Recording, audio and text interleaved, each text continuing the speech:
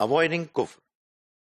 Another aspect of kufr mentioned in the Quran is that those who do kufr, those who are kafirs, they do not listen to the other view with an open mind. In fact, they just don't bother. The Quran mentions about some of the kafirs of the time when the Quran was being revealed. In Surah Hamim Sajda, the 41st chapter of the Quran, verse 26, that they used to say, La tasma'u li hadha al-Quran. Don't listen to this Quran. Walghaw fi, and create noise when it is being read out. La'allakum taghlibun, so that you dominate, so that your understanding prevails. So this was an attitude of kafirs, that they would not listen to the other point of view, because they had this fear that if the Quran is going to be recited and allowed to be recited before them, they might get convinced. So they rejected the possibility of listening to it. So obviously, this is something that needs to be avoided.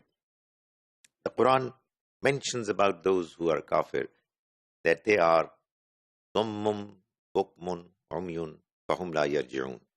They are deaf, they are dumb, and they are blind. They are not going to return. They are deaf, not in the sense that they can't hear. They do hear, but they don't listen. They're not prepared to understand what the other person is saying. They say that they are already convinced about something else, so they are not going to listen to anyone else. They are dumb, not in that they can't speak. They can speak, but they don't speak the truth.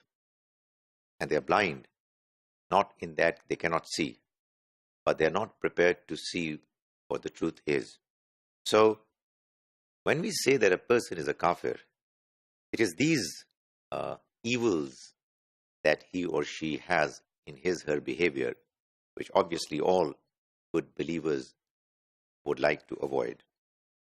Likewise, the Quran mentions in the 25th chapter, Surah Al-Furqan, in verse 73, that good, God-fearing humans, those who are the true servants of the compassionate God, Ibadur Rahman, one of their attributes is, that is mentioned here, Iza zukkiru bi ayati rabbihim. When they are reminded about the verses of their Lord, lam yakhirru alayha thummam ma'umyana. They do not pounce upon it like those who are deaf and dumb, deaf and blind. That is, they listen to the verses carefully. When somebody else is talking to them, they don't just shout, and they don't create an atmosphere where the other person is not able to communicate his understanding. They are the people who listen carefully. They are the ones who have the decency to let the other person say what he wants to say. So obviously, again, the idea is that if we want to avoid kufr, if we want not to be categorized in the category of kafirs, we should not have in us the evils, the problems which they used to have. And one of the problems was that the kafirs did not want to listen to the other point of view.